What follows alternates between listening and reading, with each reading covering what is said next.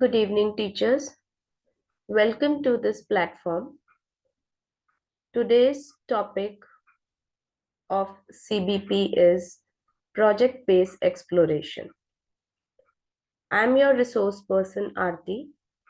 I'm an early years educator, MI certified, AI Level 1 certified, associated with AIEF as Global Ambassador, and a resource person in Pallikutum Global Connect too.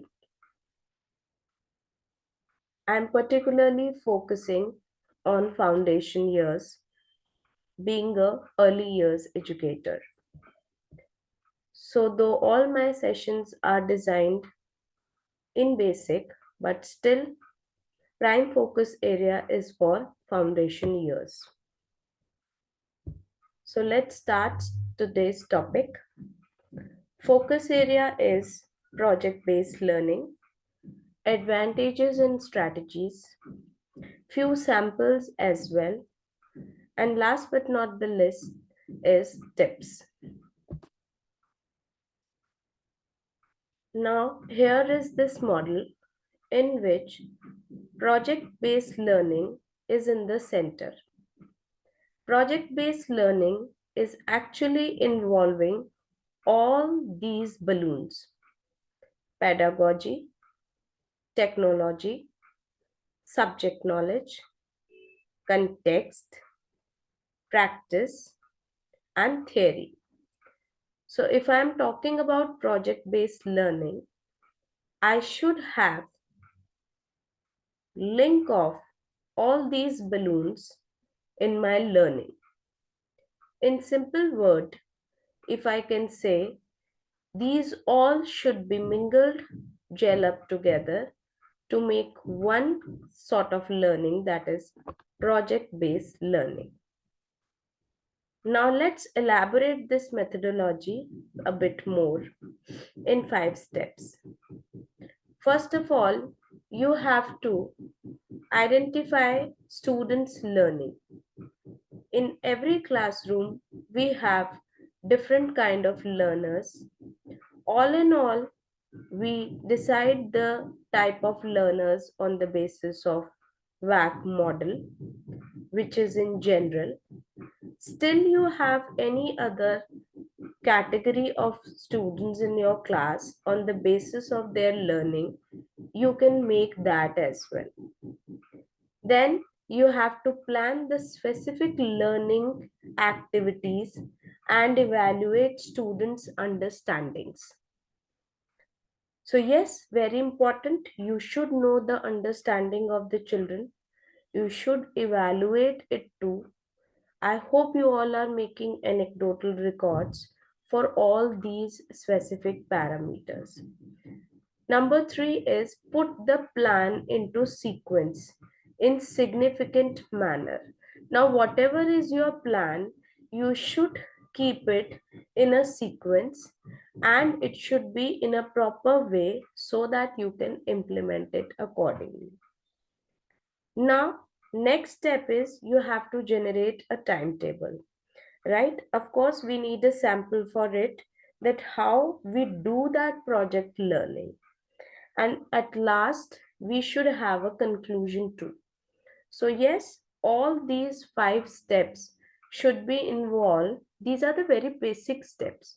You can increase the steps, but yes, these are the basic steps which are involved in PB learning, right? And we should make a proper plan for this. Of course, this picture is very clear. We are starting and we are reaching the goal, and that can be possible on the basis of these 5 steps only. Now here it is a beautiful picture which I can say teacher as a motivator, where teacher is the one who is actually making the children, explaining the content, because retention is not 100% with foundation year children. We are keep on recalling. Even with the elementary grade children or with higher grades too, we do not say that 100% retention is there. But yes, of course, recall and recapitulation is the only key. So here, teacher is actually explaining the whole project. Children are understanding at their own pace. Few of them may be exceeding one, few of them may be meeting one, and rest can be approaching one. So here, the teamwork will pays a lot. I assure you, teamwork in the classroom, project learning in the classroom is the beautiful thing if you inculcate in your classroom. You will definitely see beautiful colors when you see your remedial, students also get influenced by those who are exceeding. And the exceeding children, they feel so confident because they are explaining their own pace, on their own pace, to the children who actually need help. And students, when they are in the classroom, and then when they are helping each other, they learn more and more, because sometimes it happens that the pace of the teacher and the pace of the friend is like, I don't know, sometimes it happened that students feel that gentle pace, which is actually they are looking forward from their friend rather than the teacher. So here, yes, of course, influential learning, peer learning is actually coming up in the front in project based learning. Now, as usual, I always give one activity to the teachers who watch my CBPs. So today's activity is, do you prefer individual learning or group learning in the classroom? Any kind of. I, I think it is clear to all. Either it is individual learning or group learning. So comment box is free for the answers. Please give the answers in the comment box, and after that you can request for the certificate link, and you will able to generate the certificate too. Okay. Now prime area will be foundation years. So let me take you to that um, area as well. Now, yes, I always feel happy to share few learnings on the basis of case study. Prior, I just told you that few elements are there in the project based learning and what can be the steps, right? But now I'm sharing a few things on the basis of case study, because in the classroom also, when we do such kind of learning, we generate something out of it. That is the beauty of a teacher who is actually understanding what is going in my classroom, and on the basis of that also the teacher generates some learning. So on the basis of the case study or in the classroom learning only, I've generated few things. That is, first of all, is the elements of project based learning. So few elements I feel that I can share with you is a need to know. I want to start from here. A need to know, you know every child is learning, even the teacher is also learning, isn't it? Today I am also learning new things. So here, a need to know is something which is on a very positive note. And you know a child also want to learn new thing, so that newness should be there, that encouragement should be there to know something new, right? Then, if I want to know something, I should have a specific or significant content for that, isn't it? If you are making a child or you are giving a project to the child or any kind of a theme, then there should be content for that. So, content will be with the teacher. The child will create his or her own content as well. So, you have to be very flexible with this thing. Then, of course, they need to present. Okay, so it is again as per their age criterion, they have to present, right? And it will be publicly. Publicly means it can be in the front of audience, it can be in the front of teachers, or in front of their own friends. So yes, public presentation is the, you know, one of the important elements of project based learning. But yes, content, prior content is important, and that need to know is very important. After presentation, reflection and revision. Of course, how good it is, how fruitful it is, what is the reflection, and whether the recall is required on that particular topic which you have given to the children. So it comes under this. Next word is very interesting, which I really feel that, you know, you should inculcate in your project, is in-depth inquiry and innovation. See, if I see in my class, if I go in my class and if I tell my children very simple topic, that is backward counting. Okay, there might be few children who will do in a very simple way, right? They just write the backward counting. Still, there are few children who will make it in a very, no, um, innovative way. I saw one of my child in the classroom who think in a way that as if a caterpillar is moving in a backward direction, and when the caterpillar is moving in a backward direction, I will write my backward counting in a caterpillar. Similarly, when I had introduced backward counting in my class, I used the concept of shopping for a frog, where the frog is actually doing hopping, right? For shopping. So hopping and shopping are rhyming. So these kind of innovations should be there, right? In each and every topic, but particularly in those topics which are actually difficult for the children, right? Because they are vice versa. Forward counting is already going on. You want to introduce backward counting. But if you introduced an innovation with a very, you know, having a critical thinking content, then definitely it will be more retained by the children. Next is 21st century skills. Yes, you cannot say that, you know, I just follow that traditional way of, you know, doing the projects or something like that. Yes, you have to update yourself, you have to open that window, you know, for project based learning. Voice and choice by the student. Yes, I always prefer this. You should give the chance to the children, you should give the choice to the children, right? So in that case they will be coming up with very much fruitful results. I'm sorry.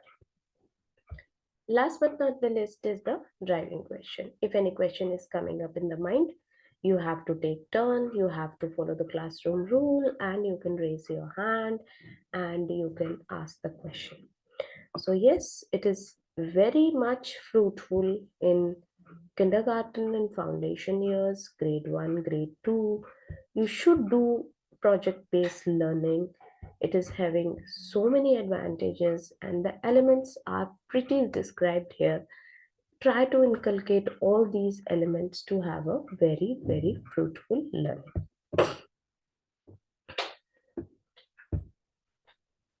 Now, here I want to put some light on this as well. Project based learning is actually a good example of collaboration, critical thinking, creativity, and ownership. When all such things are going on, then project based learning is showing beautiful shades in the classroom. So, yes, if you want to encourage your children to have these attributes, then you must go for project based learnings, at least for certain topics, so that they will, you know, grow these beautiful traits in their personality. Very interesting. I always share sample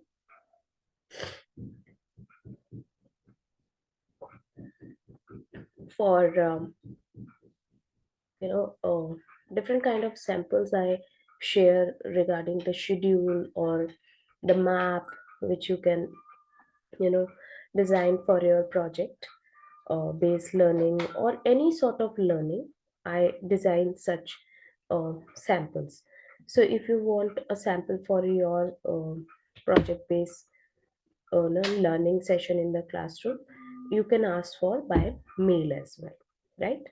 So this is a very simple, very simplified guide which I am displaying on the screen, where one project is, you know, divided on the basis of, days, right? And it is twice, right? So in a month it is twice actually. The very first week is where, lecture and activities going on, then rotations going on, then on Wednesday group work, because yes, prior, content sharing should be there.